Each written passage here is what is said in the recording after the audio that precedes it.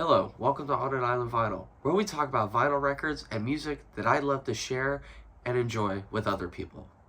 Now, for today, we're going to talk about my top 5 Blue Notes that I personally own.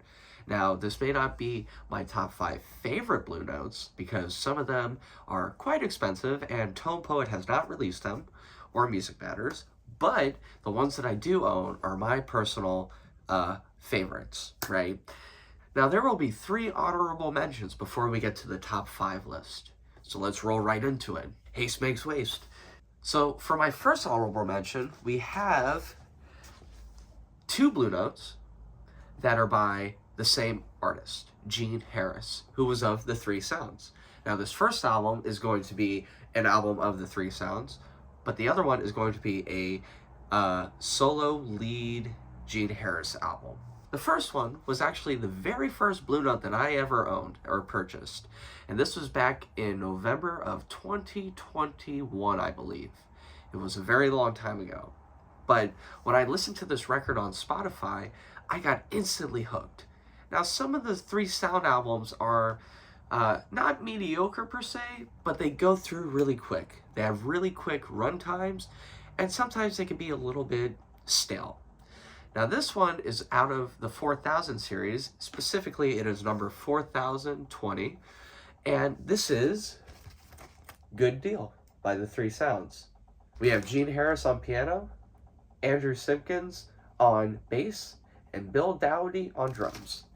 Now, they are just a stellar trio, and I do not know why their records are so incredibly cheap, especially being a first press Blue Note album. Now, when you look at this, it is of great quality. There's a flat edge to it. It is just a beautiful, beautiful record. Great shine to it, and it just feels great in the hands. My favorite song on here is St. Thomas, which is a Sonny Rollins piece. But again, if you want to get into the Three Sounds, this is the album to start with. The other one that I really like is 4014. I forget the name of, but you will see a picture of it right here. And it is also an incredible album. I honestly loved it a little bit more than this one, but I do not have that album. But let's continue on to the next piece, which is another Gene Harris album. Now, I recently just acquired this.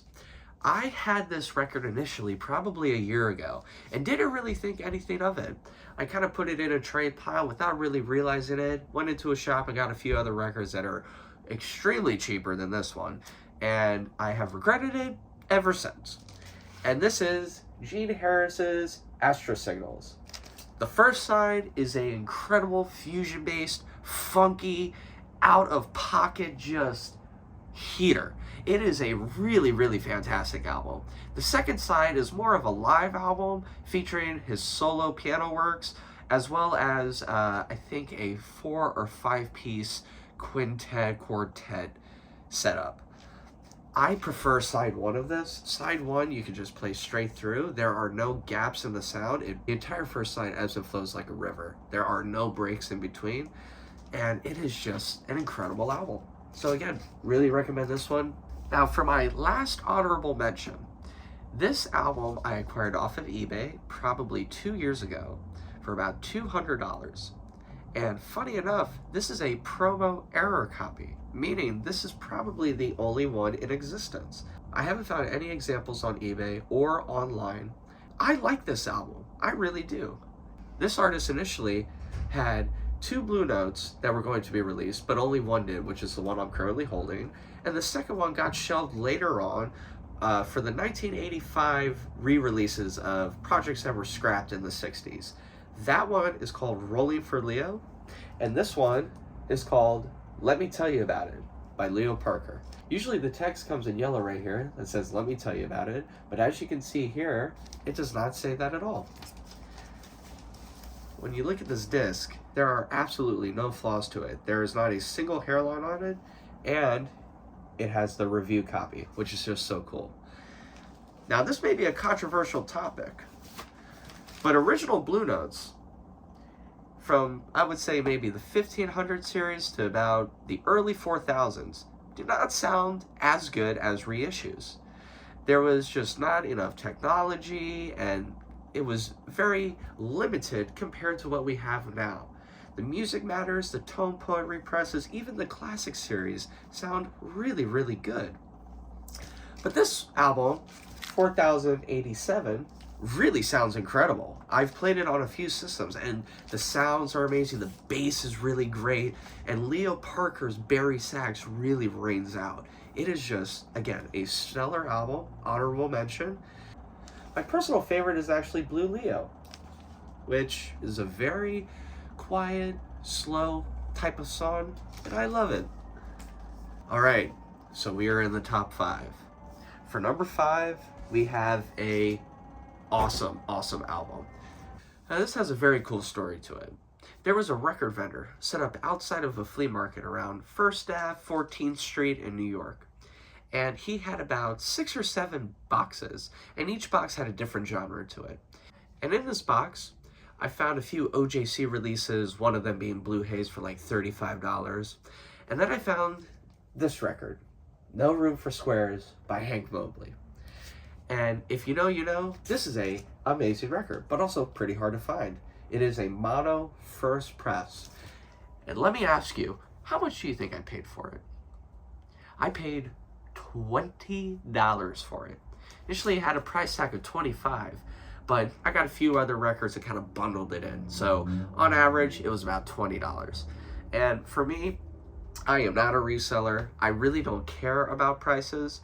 But man, when you find an original Blue Note Hank Mobley record for $20 in New York City, it's like you struck gold in the middle of 1849 California and you just found the nugget around 100 people.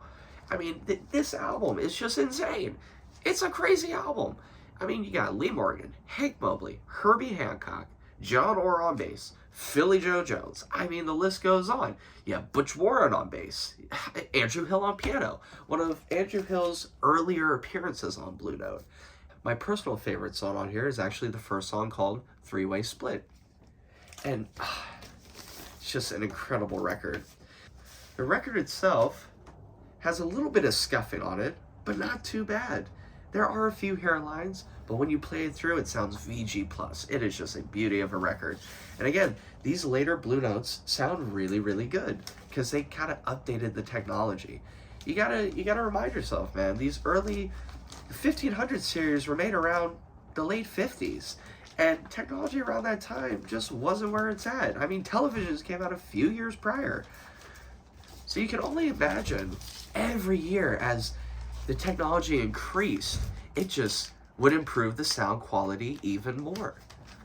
So that's for number 5, Hank Mobley's No Room for Squares.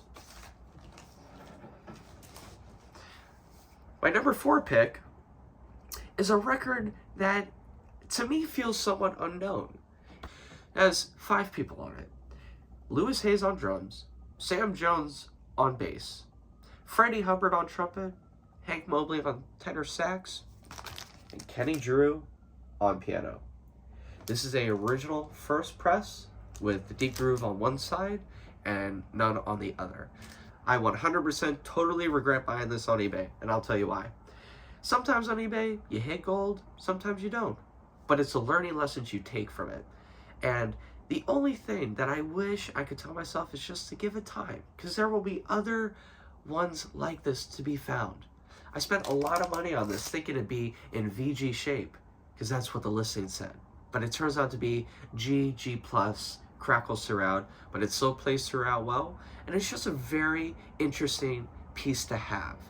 Now, I actually got to meet Louis Hayes, which is his signature right here, who was the drummer for some Blue Notes, especially for Horace Silver. He was on a lot of the early Horace Silver albums. Louis Hayes was a great, and is still a great jazz drummer. I got to see him probably about a year and a half ago at Smoke Jazz Club, all the way up on 110th Street. And he was just burning. As an 85-year-old drummer, man, it sounded like he was in his early 30s. He was just killing. And again, this is just a record that you can never find. I sometimes love the rarity in records because it gives them kind of a special aura about them. When you listen to them, you get to listen to music that not a lot of people can listen to. And then when you share it with people, they get to know about it even more. This album is a relatively underrated and unknown Blue Note album, and it's Kenny Drew's only lead album as a Blue Note artist. He was featured on a few Blue Note albums as well, but again, this album, fantastic. 9 out of 10, solid 9 out of 10. 100% would listen to it. Now for number 3 and 2, I actually reviewed these quite a little bit on my first YouTube video, which you should definitely check out, and my other ones. But I'm just gonna pair these together and just get them over quick. We got Blue Hour by the Three Sounds. Again, Three Sounds, an amazing, amazing trio, but then you have Stanley Turrentine on it.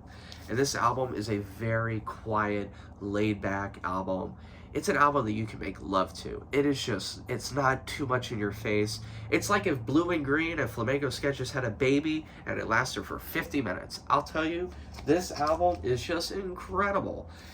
Please, please listen to this album. But so many words to describe this, but really it's just a sensual, beautiful example of artistic expression. I can't say anything more. And there was one comment that I saw where someone didn't know about this album and they listened to it and they really enjoyed it. And that's awesome. Please give this a listen. And for number 2, we have Charlie Roos's Bacchanal Bossa Nova. This album is the complete opposite of Blue Hour. It is a upbeat bossa nova, just in your face. It's the complete opposite of the Three Sounds, Stanley Turrentine Blue Hour, in my personal opinion. It is not too fast, but it is not too slow. There is 1 or 2 songs on here that are laid back, but the rest have a good tempo to them. And really, it rides through great. Can't complain about it. I would really give this a listen as well. This album, solid, personal, solid 9.5 out of 10. I just wish there was a bit more Kenny Burrell guitar. I just want more, right? Sometimes with albums, giving it not a 10 out of 10 is okay. Not every album is going to be a 10 out of 10. There may be 1 or 2 songs that you don't like. Unlike, Wish You Were Here, which is obviously a 10 out of 10. You have to think about maybe giving it a lower rating isn't bad, because maybe it gives the incentive to want more, right? There are plenty of albums that I have 7, 8, 9 out of 10s that I think are fantastic, that you can put on a desert island and be satisfied with for the rest of your life. But it makes you want more. When I listen to Wish You Were Here, I'm satisfied after listening to it. And I can listen to it over and over and over again. There is not one singular critique that I have of that Pink Floyd album. And I know this is a jazz review, but I'm just giving you an example. This album, fantastic. And for number 1, we have Something Else by Cannonball Adderley. On here, we have Hank Jones, Sam Jones, Art Blakey, Miles Davis, and Cannonball Adderley. This album is just fantastic. This is an original mono press in terrible condition, but still, it's a cool one to have. I definitely need to get a reissue of it, because, again, reissues should not be slept on. Reissues are really, really good, especially now in today's technology. But this album is a straight playthrough. 10 out of 10. I have 0 complaints about it. And obviously, it is a well-known, very famous jazz album. Not just in Blue Note, but in jazz altogether. If you had to think of top 5 jazz albums, I think of Blue Train, I think of Ornette Coleman's Shape of Jazz to Come, I think of Miles Davis's Kind of Blue, I think of Dave Brubeck's Time Out, I think of Mingus Aham. I mean, there are just ones that you could just keep on listing off, and this is one of them. Again, highly, highly, highly recommend listening to this. Solid 10 out of 10. Thanks for tuning in. This is On an Island Vinyl. Please like and subscribe. Stay tuned for more. Have a great day. Peace.